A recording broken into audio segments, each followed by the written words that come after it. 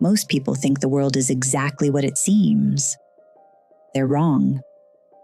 Sometimes the lights flicker and something else slips through.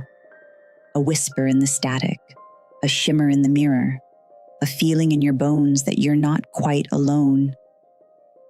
And that's where I come in.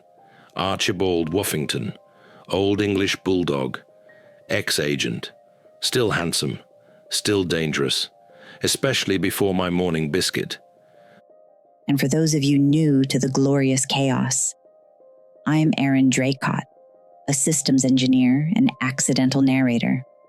I'm also human to this charming bulldog with a serious case of I know more secrets than you. Not secrets, love. Classified memories.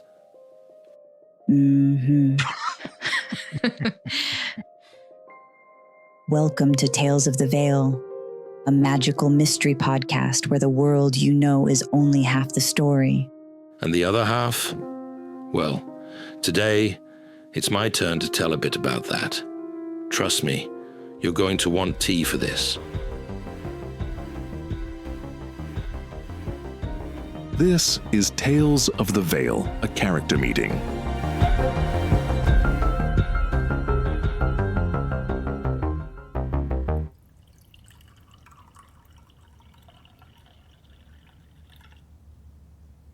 Well, here we are, just you and me. Tea's just the right temperature, and the biscuits. Well, there's a proper plate of them. A chap can't ask for much more in this life, can he? So, a story out of sequence. Aerin thinks it's all terribly complicated, charts and code and contingency plans. She's a good girl, mind you. Clever, caring, stubborn as a firewall. But she sees the world in ones and zeros.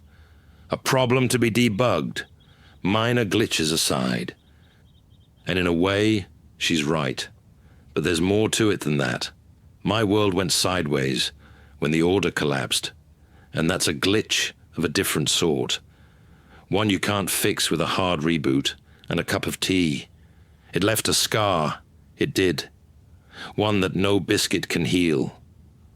Oh, and if you've been following along, you may be thinking, what's with all the different titles? A guardian one moment, a sentinel the next. Which bloody title is it, you might ask? Well, it's all about need, isn't it? Way back when, my duties were simple. Maintain the threads, keep the peace, guard the line.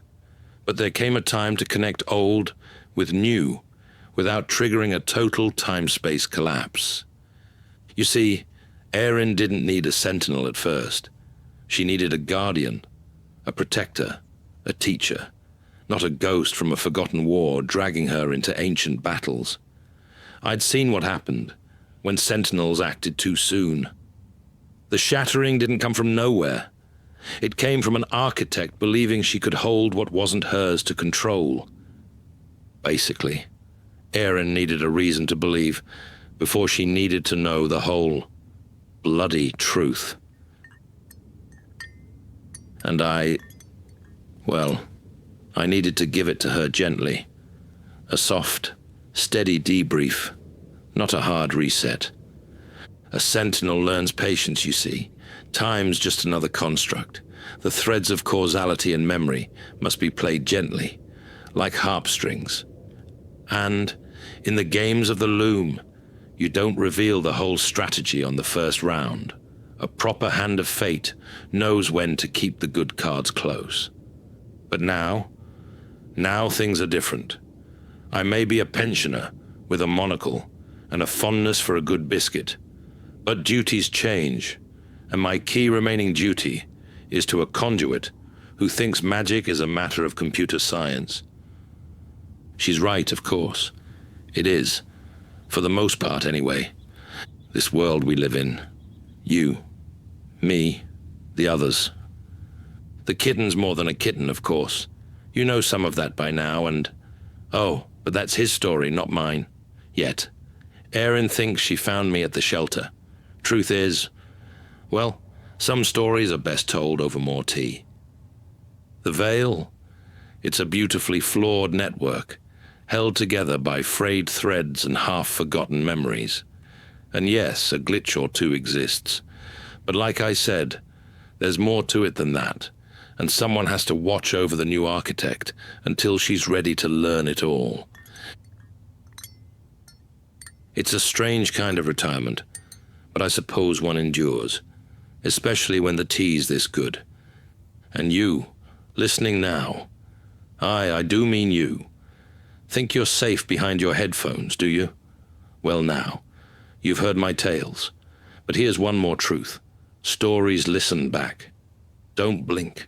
The veil marks the curious, remembers the ones who watch, and the ones who become a lingering echo.